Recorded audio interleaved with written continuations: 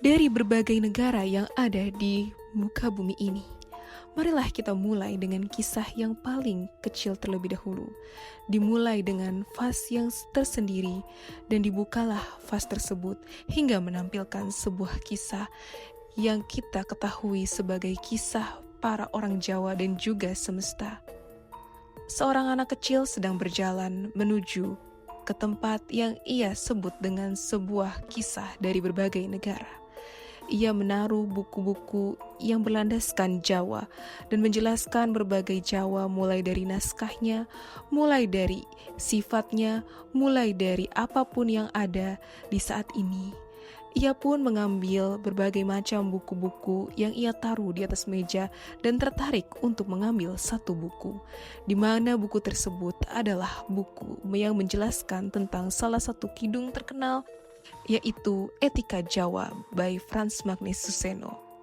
Buku tersebut ia lihat dan ia pandangi, lalu ia buka dan di sana ia bertemu dengan salah satu kisah yang menarik perhatian, yaitu kisah Dewa Ruci oleh Yasadipura I dalam kidung Mahabharata.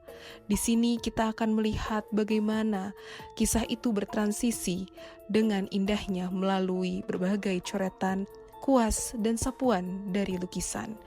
Kita mulai dengan cerita di mana cerita tersebut mengisahkan tentang perjalanan Bima atau Werkudara dalam mencari Tirta Pawatraning, di mana dia pergi ke salah satu hutan yang disuruh atau diminta oleh guru spiritualnya, yaitu adalah Drona.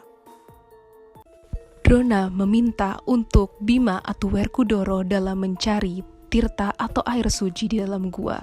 Namun yang ia temukan malah seekor raksasa besar, di mana raksasa itu sangat menakutkan dan menyeramkan.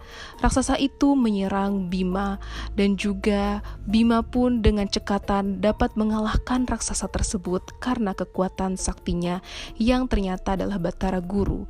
Dia pun kembali ke istana untuk bertanya kepada Drona, lalu Drona pun menganjurkan dia untuk mencari di samudra, di mana saat mencari di samudra banyak sekali rintangan yang ada, mulai dari dicekal naga, mulai dari ombak yang tidak menentu, hingga ia dapat melihat suatu keniscayaan yang tidak terhitung jumlahnya, di mana keniscayaan itu bertransformasi menjadi salah satu apa yang kita sebut dengan berwarna-warni dalam sebuah tubuh kisah Dewa Ruci, di mana warnanya ada warna hitam, merah, dan juga warna kuning, dan warna-warna itu juga bercampur menjadi suatu cahaya putih yang bisa dibilang berasal dari sifat manusia atau catur warna.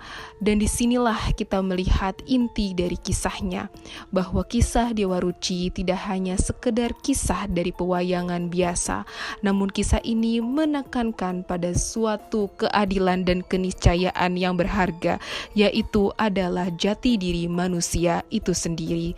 Maka Bima pun menemukan bahwa jati diri dari kisah itu sendiri adalah dirinya sendiri yang dilewati oleh Dewa Ruci terlebih dahulu.